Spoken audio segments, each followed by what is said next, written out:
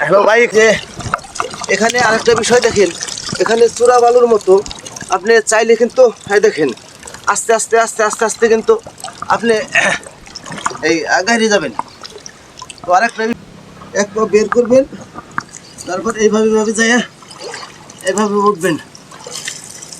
দর্শক ভাইরা, চেষ্টা করলাম আপনাদের নদী পার হওয়ার যে বিষয়টা মোকাবেলা করবো। পাহাড়টা যেভাবে কষ্ট করে উঠবো, তারপরে হলো ওঠার পরে আপনাদেরকে আজকে জঙ্গলটা ঘুরে ঘুরে দেখাবো, যে জঙ্গলে ভিতরে চেষ্টা করবো। একেবারে দেখেন, এটা হলো একেবারে ঝরঝরা বালির মতো, ওঠাটা বড় কঠিন, তারপরেও চেষ্টা করতেছি ওঠানোর জন্যে। দেখেন এখানে একেবারে এখানে ধরবেন, একেবারেই ঝরঝরা বালি, কোনোভাবেই উঠতে পারতেছি না। শুধু আপনাদের বিনোদন দেওয়ার জন্যে আরেকবার ট্রাই করব। সাধারণত যেভাবে উঠবো, ইনশাল্লাহ দেখা যাক কি করা যায়।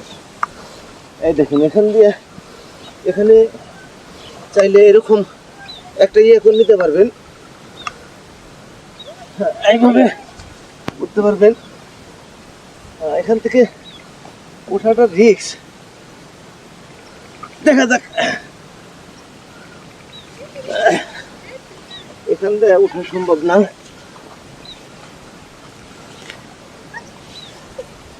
চেষ্টা করতেছি।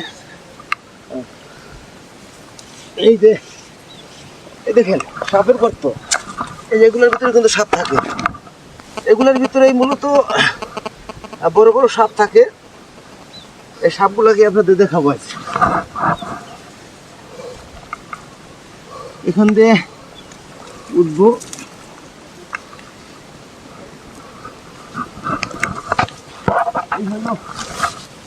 দেখা যাচ্ছে। হ্যাঁ, বড় বড় বড় একটা সাপ এদিক দিয়ে। ঠিক আছে, আমি হলো খুব খারাপ, খুবই খারাপ। এই যে গহীন বন, এদিকে যেদিকেই তাকাবেন দেখেন সবই চারদিকে বন আর বন, যেদিকেই যাবেন। আসেন, আপনাদের সাপ কিভাবে ধরে সবগুলো ধরানোর চেষ্টা করবো।